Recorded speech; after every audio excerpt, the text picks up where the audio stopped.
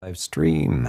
I'm Ajahn Sona, and put any questions you have in the question bar, and we will endeavor to answer them. We can't answer them all. Don't feel slighted if your question is not answered. We have to be selective. Some questions are asked more often than others, and so we try to. If they're new questions, we favor them. If they're interesting questions, we favor them. So that's kind of how it happens. Ajahn, our first question today is from the live stream from Jason in New Jersey, United States. Dear Ajahn, what is the right approach to staying safe from bears when hiking? I've heard one should act large and scare them away, but what about metta? Yeah, well, I can't tell you I've lost count of how many bear encounters I've had. I've lived in the forest in British Columbia for decades, and different monasteries and hermitage. Before I was a monk, I was a hermit, a lay hermit, and I lived in the Pacific, the coast mountains of Western Canada, in bear country. So they're very common there, almost like you'll see more bears than dogs. There are two types of bears primarily, and most people will not encounter grizzlies, but black bears are the most common. So, and we have them here at the monastery. We have them in the monastery sometimes, and so you're not really going to scare them away by being large. First thing, don't run. A bear can outrun any human on Earth, including Usain Bolt. Do not climb a tree. A bear you can't believe how well they can climb a tree. Much faster than you. So don't turn your back, don't run. You can, if you see a bear in the distance, you can make yourself known by just clapping your hands or something, just so they're not surprised. So it is good to make a little bit of noise so they're aware of it, and usually they'll just run away. You should practice your loving kindness before an encounter with a bear. You should always have a non-fearful kind of attitude to them. Same with dogs and so forth. They quite often sense a person's nervousness, fear, and so forth. So you want to, if you're fortunate and you were raised around dogs as a kid, you have affection for dogs, and they sense that, but you have to cultivate it. To face them, stand up. And they usually will just, as soon as they detect you, they leave, they run away. It's very rare that a bear is actually predatory and hunting you. In that case, there's not much you can do but practice loving kindness. There was a nun who, a Western nun, bhikkhuni, who had a story about this. She had been hiking in California in the mountains, and she and a friend, and they were, of course, practicing loving kindness and everything, and a bear ran out of a cave and attacked her, and bit her in the head across the scalp. And when that happened, it would happen very fast. And she said she just instantly experienced this light of loving kindness. And her friend was standing right beside her, aghast at this. And the bear just stopped and ran away. And she has, of course, she shaves her head, and the teeth marks are just embossed into her scalp. because that is, by the way, that is the preferred place for the bear to bite you, is on the skull.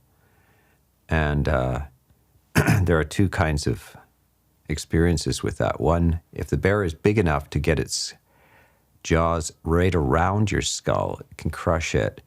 But usually, if the mouth is smaller, it just tears the skin of the scalp.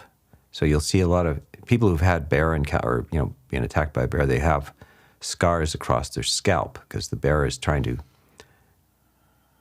terminate the person or the being that they're after. They don't know that you're a human, by the way.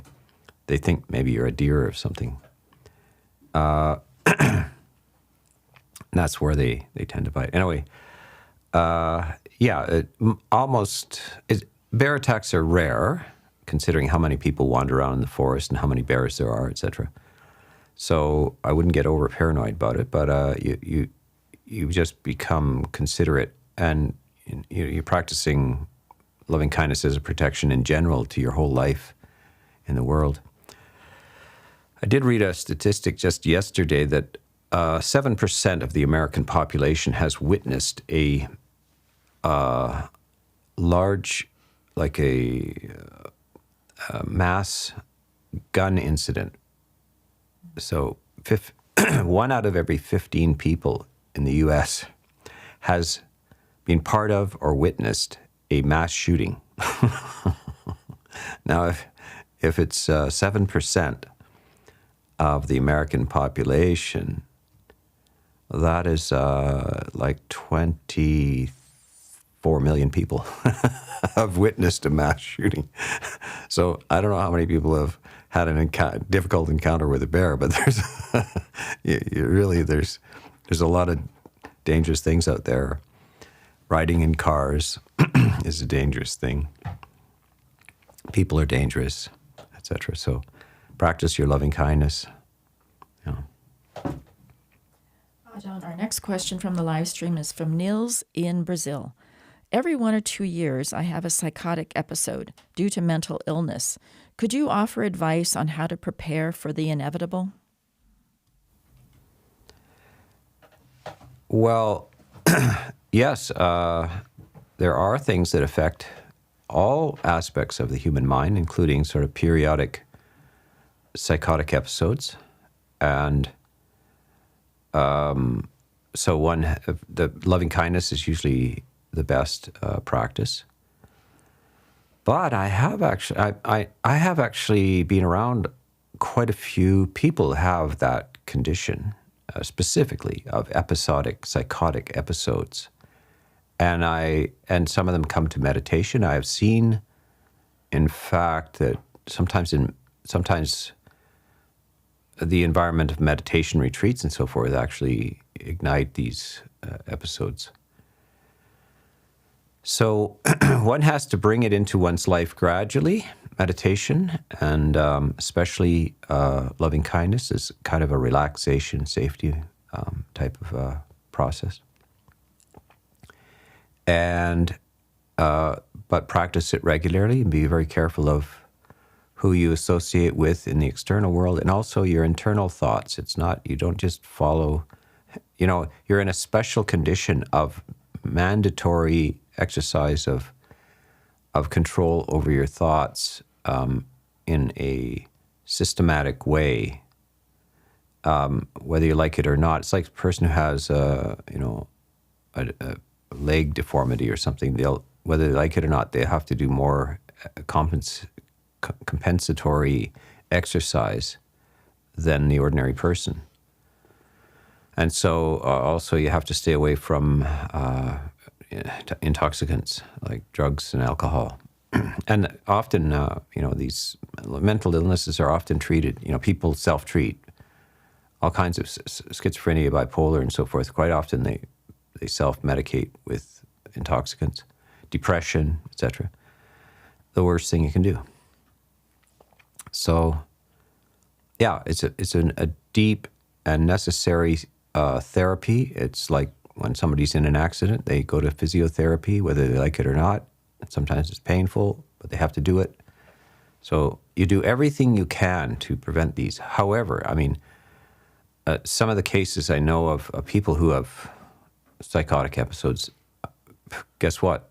Their father has them too, or their uncle. And so there's a hereditary aspect to it as well as it can be DNA kind of stuff. But in any case, you have to not make it any more blameworthy than it is. It's something, the circuits are programmed. All we're trying to do is deprogram the circuits as much as possible to make the episodes less intense or less duration. And if they happen, despite your best efforts, then you don't excessively feel guilty or blameworthy about it. It's like losing control of your bowels. It happens to every people. It's mortifying in public, but we inherit this thing called a body, and it has its own laws and rules, and you sometimes you lose control of these things. So. People have Alzheimer's and all this kind of stuff. So just you see that it is a bit of a machine. The whole thing, the apparatus is a bit of a machine, somewhat controllable, somewhat out of your control. But you do your best to put in preventative causes, and the best preventative causes are just generosity, kindness, and clarity, exercised again and again and again, and the avoidance of self-blame, self-guilt. All of these things, that's all we can do for the situation. Yeah. Ajahn, the next question is from the live stream from Abstract Mind. Is kama vipaka the, quote, inertia accompanying each moment, shaping the present state of body, mind, and cetana? For if we assume that a cause at a moment can create an effect at any moment other than its direct following one, then on to the next, and so on, thus participating in an evolving chain, it'd be like a domino piece being suddenly pushed by another piece that steps behind. Yeah, I don't know whether everybody followed that or not, but this is the curious business of what is the mechanism by which kama, or as karma is the normal pronunciation these days, the Sanskrit pronunciation, karma, which is intentional, sort of emotion-based decision-making. It has to do with moral decision-making. The important karma is moral decision-making, volitions. How could that surface, like an act that you did 30 years ago, an intentional act that you did 30 years ago, how could that have a result 30 years later? Where is the causal connection stored? What is the mechanism by which this happens? Let alone in another life. We don't have a clear answer to that. The mechanism is beyond our comprehension, but many things are. I mean, as we see with the attempt to understand the mechanisms of physics, even once we get into the quantum area, it's not linear; it's probable, and at the grand scale, things are so-called absolutely determined, but they're very sophisticated, and so the fact that we don't understand the mechanisms of this doesn't mean that there aren't any mechanisms or that it's an illusion or anything like that. It's so the idea of dominoes, the domino notion of how things work is, I usually use that example as a way of thinking about yourself, what the self is. Most people kind of think of themselves as a steel ball bearing rolling down a little track, So you can see these little science experiments where a ball bearing rolls along a track, winds and etc., up and down hills and so forth. And we understand that the way our mind works is that we understand things moving through time. But the more we analyze the universe, we find that things are not things. Things are composites of a whole bunch of smaller things. And then we ask ourselves, well, where is the smallest thing? And that's called an atom. But then we finally found the atom after the Greeks theorized there was such a thing as an atom in 2,500 years ago, a smallest part of the universe that couldn't be cut. So the word atom means that which can't be cut. Is there a steel ball bearing at the bottom of the universe? We came across this thing in the 20th century and confirmed that there are atoms. However, it turns out, alas, that the atom is not a unified thing. It's a whole bunch of little whirling particles. And then we thought, well, what about those particles? Are they the uncuttables? And then they turned out to be wavicles, a kind of energy fields or quantum mush, what are indeterminate in space and time. Go figure. We're in a universe which is stranger than you can possibly process in your psychology. The way humans evolve and process things is at a practical level. If it works enough for you to harvest fruit from the forest and build a mud hut, or get yourself in out of the rain into a cave or something like that, that's the evolutionary process. It works. It allows you to survive, but it's not designed to understand the deepest, micro levels of the universe. It was never, your thought process is not designed to understand those things. So we're bewildered often when we come to them. They just don't make sense. But apparently that's the way it is. So, and the same with this moral dimension. This is, of course, in modern times, you have quite frequently the philosophy that there is no moral dimension, that basically existence is meaningless. There are laws of physics, laws of chemistry, laws of biology, maybe even laws of psychology, but there is no law of morality. It's just what people believe or choose, etc., and different societies choose different things and so forth. Buddhism says there is a law, actually, universal law, and it's has nothing to do with culture, as physics doesn't have anything to do with culture. If you don't believe in gravity, a whole culture might not believe in gravity, but nevertheless, they will have unfortunate experiences with a mysterious law called gravity. And there is no getting around it, whatever you believe. And so the Buddhism just insists that there is a moral dimension. There is cause and effect in the moral dimension. And it can occur one moment to the next. So you slap somebody in the face, they slap you back. So that's called instant karma. And then there is delayed karma, where you do something and then 30 years later. So the murderer kills somebody in 1982 before DNA is around, and then 2008 comes along and the cops show up at their door, got your DNA. We know where you were, August 1st, 1982. Go figure, that's action delayed by time, and then the repercussions show up 30 years later, quite unforeseen how the cause and effect could be connected. Just new technology, new science, new deeper understanding of cause and effect. So this is the nature of karma, and for most of us, it's mysterious. By the way, the Buddha did say it's incalculable. The full understanding of the causal nature of this is beyond the possibility of calculating, but many things are.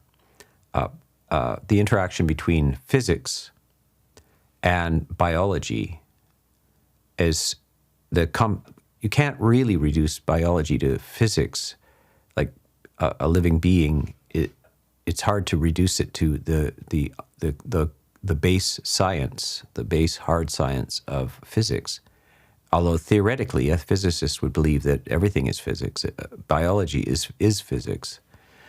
Even psychology is supposed to be physics. So, but it's incalculable. It's beyond the capacities of anybody to calculate this stuff. So the Buddha has intuitions and sort of a genius insight into it. He understands it as well as it can be understood. And he gives you some basic principles. Do bad things, get bad results. Do good things, get good results. That's all you have to remember. It's like these laws of physics where we say energy is neither created nor destroyed, but only transforms. It's quite a hard thing to grasp. You learn this in grade 9 or whatever it is in physics in grade 9. And it's counterintuitive, but it turns out exactly that. So, and then it has all kinds of practical applications. Morality has the most practical applications. Physics is, I wasn't really interested in physics as a kid. I just thought, well, none of that is ever going to give me the meaning of life or mathematics. It just simply doesn't.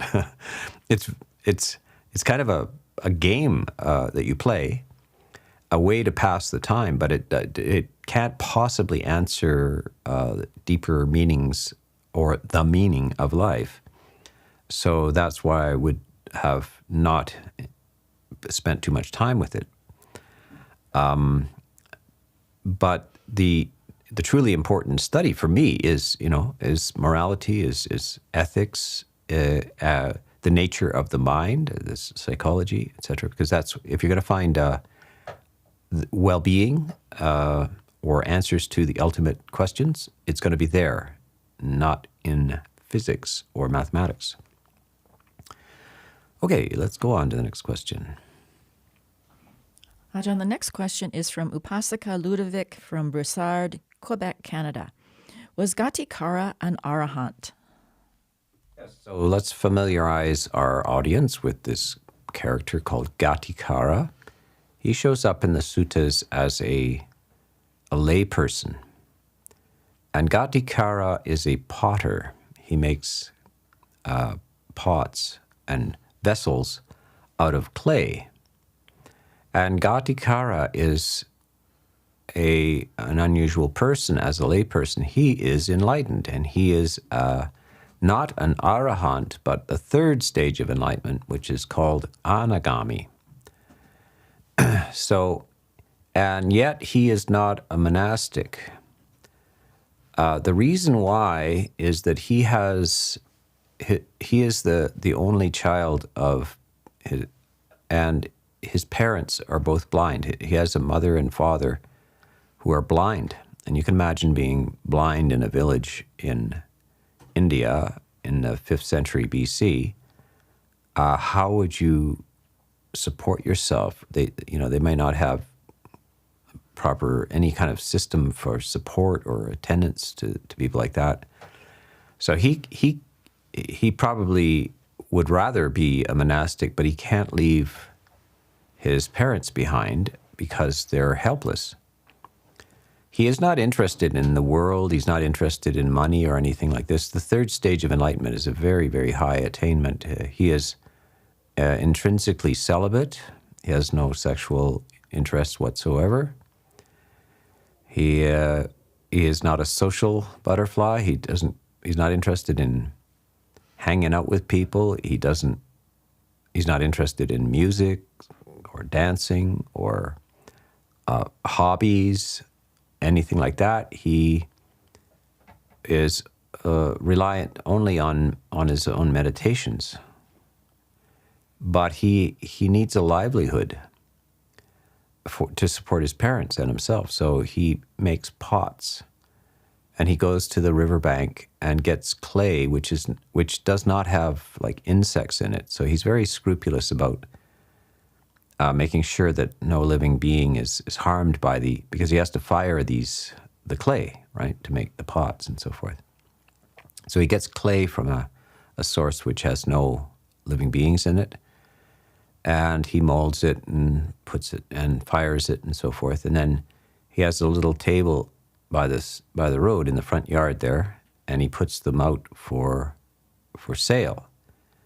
And people pay what they think is fair, and they leave the money there. And then he takes the money and buys food or whatever his parents need, food or clothes or something like that for himself and his parents. And that's how he lived. And so he's quite well, it's a very interesting case. So the Buddha, they recall these various cases of, can lay people attain enlightenment? If you attain enlightenment, do you stay in the household life or do you leave? How does a person who is at the third stage of enlightenment behave? What would their motive be for staying in the household life? Things like that. So it's a case study allowing you to examine a bunch of different questions. So Ghatikara is a really interesting case study. Yeah, so thanks for the question. Ajahn, our next question is from the live stream from Chittapala. Ajahn Sona, if one were to find out that they may only have months left to live, other than death meditation, metta practice, would you have any advice on what to deeply focus on? Certain suttas? Yeah, I think death meditation is for everybody, and it's because everybody nobody knows even whether they have a few months to live. Nobody knows that. The Buddha says the appropriate sense of when we might die is at the end of the next breath. That is what all beings, whether they're an Olympic athlete, whether they're 12 years old or 102, they all should have a realistic sense that there is no guarantee that one lives beyond the end of the next breath. Now, this is very enlivening. Gives you some energy. So, what am I going to do with this few moments that I might have? This present sense of time. What is a slice of the present? The present is just a few seconds long. It's not instant. It's not infinitely small. It's about 2 or 3 seconds long. And so what should I infuse this present with? Well, first of all, non-fear. Like, yes, we're going to die. Everybody. No one escapes it. It's like being like a murderer has got a contract on your life and is going to find you one day. And we all have a contract out on us. And we're being pursued by this murderer, and he's going to catch us one of these days. So we need to say, well, the only rational way is just abandon fear of this. The fear is useless, doesn't preserve your life for one further second. It only damages you. So fear is to be abandoned. Anxiety is to be abandoned. Sadness is to be abandoned. What is to be taken up? Goodwill, which is the most delicious of all of the emotions, just friendliness. It makes everything better, even if you're in a state of illness. The illness can only be improved by loving kindness, and can only be, to be sad about being ill or feel sorry for yourself for being ill is the only way you can make it worse. So we don't want to make it worse, we want to make it better. So that's what a mother does when a child is sick. They talk to them in soothing tones, and maybe they even amuse them with a little toy or something like that. And the child is the mother wants the child not to be afraid. They don't want to be afraid. They don't need to be worried about things. And they want them to be filled with the sense that they're loved, and that the child responds then with a sense of safety and friendliness. So just as you would if you were a mother, you would take care of yourself. You would be a good mother to yourself, and treat yourself with kindness and great presence of friendliness in your life, and no fear whatsoever. Yes. Next question from the live stream is from Terry. You talked recently about not worrying about eating meat or killing bugs unintentionally. If I accept, as a layperson, that being a vegetarian, while not perfect, harms less animals than being a carnivore, it seems like that is a right choice. How does one make moral choices within ambiguity? Yeah, no, being a vegetarian is very good. It is a contribution. It's a social action. Abstaining from eating meat is a social action, which may reduce the number of animals that are raised in a slaughterhouse or raised in improper ways. So yeah, you're making your protest against the cruelty to animals or the killing of animals. So that's a political statement, and it's certainly noble to do that. That's good, but we want to distinguish between trying to change the world and trying to fix the world and make it a better world. Is not the core of your concern about ethics. Your ethical concern is not to intentionally do harm to other beings. And you have to understand the difference between your own personal, non-intentional actions and whether that's going to, how that's going to impact the world.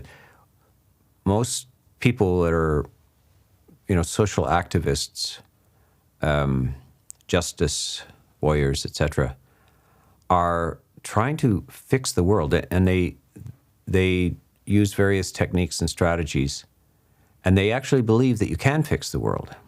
I mean, why would they do any of this stuff if they thought it's useless?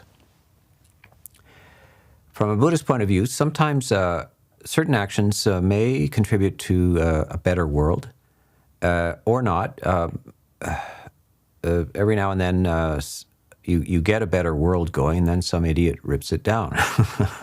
So just thinking about Germany even before the First World War, they had incredible, highly developed arts, literature, architecture, social structures, etc. This is the process of generation after generation of developments of genius and so forth. And then a couple of idiots come along and the whole damn thing is destroyed. Like, how does it happen with all this talent and heritage? And then how do you manage to destroy the whole thing? Bringing on wars and so forth, and then you end up in the rubble of it with half the people traumatized, and that going to play itself out for generations. This is the way the world works. You don't fix the world and then it stays fixed. This is the problem of this mixture in the population of ignorant people and wise people, evil people and good people. Until there are no ignorant, evil people, the structure is not fixed. And it's basically impossible to get it that way, where there's nobody that's evil or ignorant. So anyway, there's two ways of understanding this. There's the social action, then justice action, and so forth. That is one level of the game. And getting people that are starving fed and these kind of things. These are ways to alleviate obvious suffering, and that's social action. The other level is, but on a personal level, what affects your moral decisions? And if you feel guilty having eaten meat or worn leather shoes or something like this, and it wasn't by results of you killing an animal or telling somebody else to kill an animal, etc., you have to learn the distinction between this. Otherwise, you'll be overlaid with guilt and so forth. That is wrong guilt. So this is very important to understand. So this is what the Jains at the time of the Buddha thought, that any action which harmed a being was karma. And the Buddha said, well, in this world, it's impossible to be in this world without harming some other being, but it's a matter of your intention. Did you do this intentionally or not? And it's a good thing that somebody came along. Otherwise, there would be you would be stuck in an impossible tangle. The other side of the philosophers, and they were present, is that there isn't any morality. You can go down this bank of the Ganges River and slaughter beings, right, left, and center randomly, and go up that side of the Ganges River and distribute gifts to everybody, and there will be no result from either of those things. There is no ethics or morality in existence, no matter what you do. And the other was, everything you do, intentionally or not, stains your soul. The Buddha says we have to find a way through this. These are two extremes that are going to cause dysfunction and suffering. So it's very important to understand intentional action is the nature of this, the ultimate problem here. What's my intention? What did I do or say intentionally that may have caused harm? And then the other side is the secondary effects, leather in your car seat, or this and that. These kind of tangles are almost impossible to escape. You're going to have repercussions. You're going to benefit from the Second World War, all its technology. You're going to benefit from the Iraq invasion because technology. You're going to be using computers that were basically designed for a bit at the beginning for warfare, and killed a lot of people. But now you have them in your home and you're benefiting from them. So you have to distinguish between these two levels of the game. Yeah. Next question from the live stream is from Upasika Mustafa. Dear Ajahn, what is the difference between the pleasure derived from concentration versus fantasy thoughts? Someone might argue that even daily fantasies' pleasure originate from within, implying no essential difference between the two. Would you suggest prioritizing the cultivation of equanimity over seeking inner pleasure? Well, it depends on the fantasy. Fantasy is a meditation. It's just what fantasy? Is it a sensory fantasy, or a conjuring of the mind around virtuous behavior, a kind of a structure of fantasy informing yourself, imagining how you should walk through the world in an ethical way, conjuring up scenes that allow you to develop loving kindness. So, by the way, when in the commentaries, when they talk about developing loving kindness, they say, well, you should avoid certain objects in thinking and applying loving kindness to them. One is to a person that you're sexually attracted to, because the loving kindness will turn into erotic fantasies and so forth.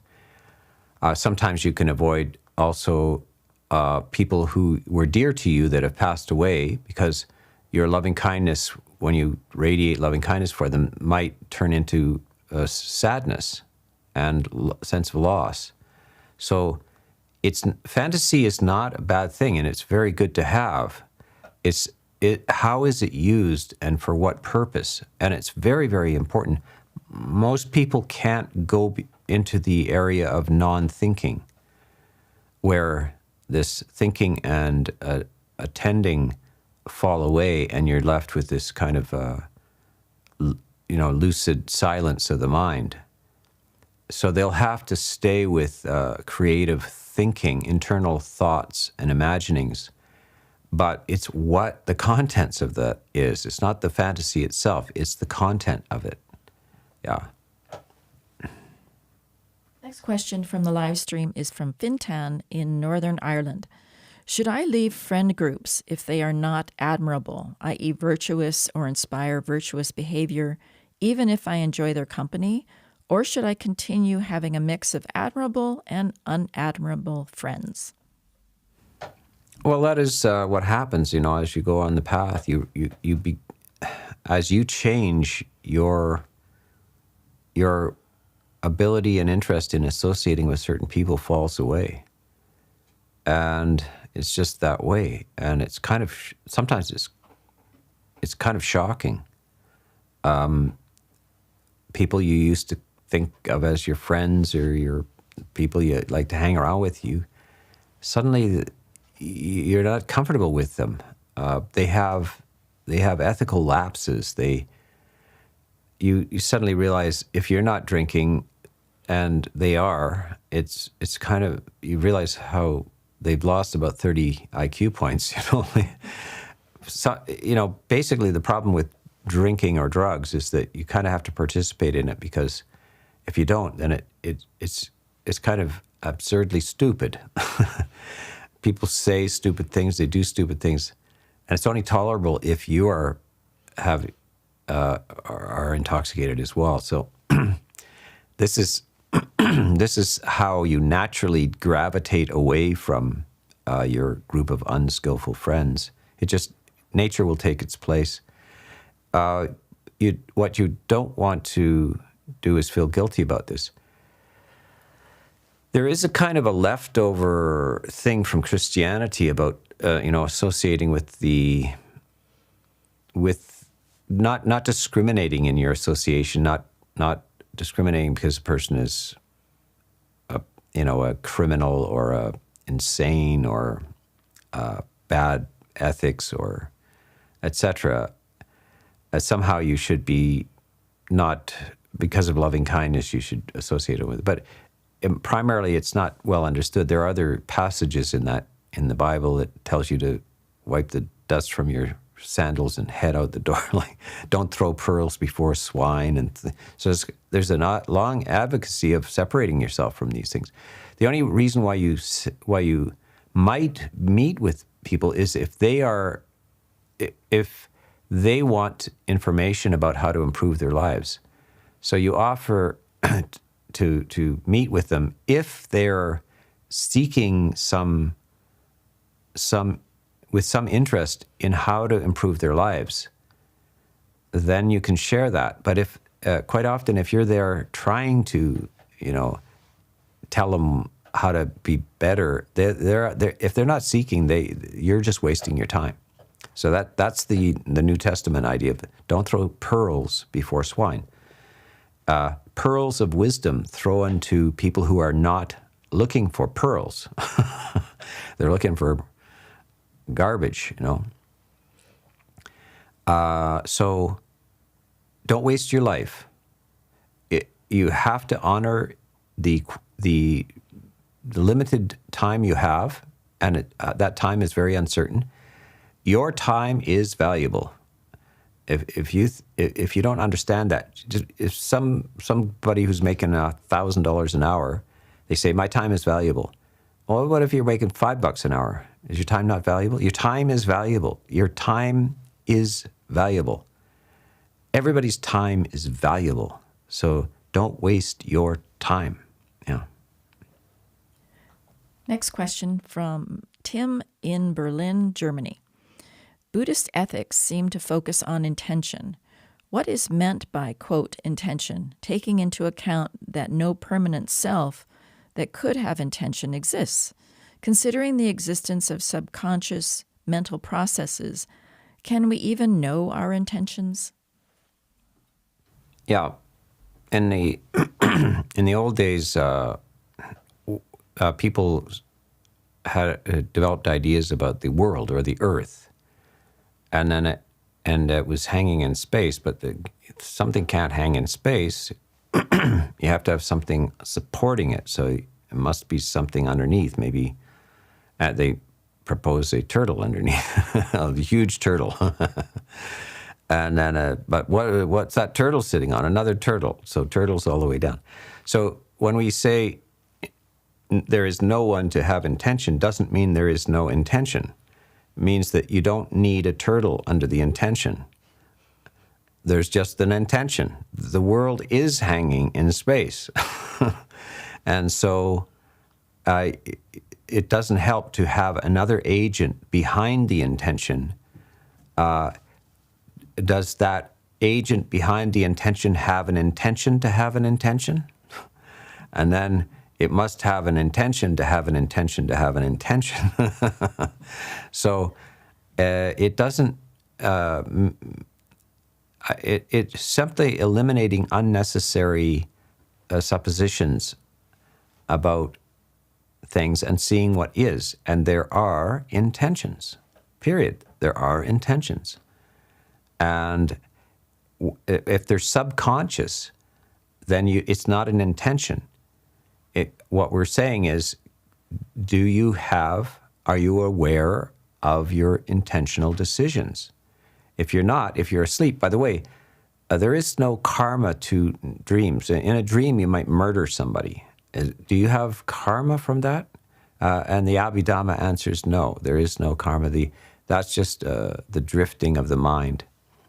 So this idea of the subconscious, there'll be tendencies that come up into consciousness. So you find yourself angry, and you think, why am I angry? Well, we would say, well, it comes from this mysterious, which doesn't explain anything, the subconscious. What does that mean? The place where we can't see it, we don't know, that's not conscious. Thank you very much. That was informative.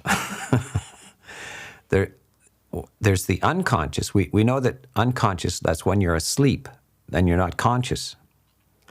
And then there's the subconscious.